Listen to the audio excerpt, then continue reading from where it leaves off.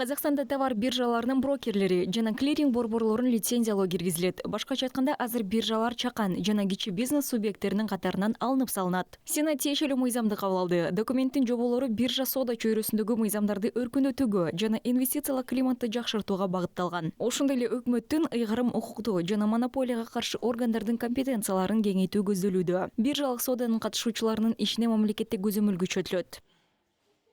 Инвесторлардың заңды мүдделерін қамтамасыз ету шаралары да назардан тыс қалмады.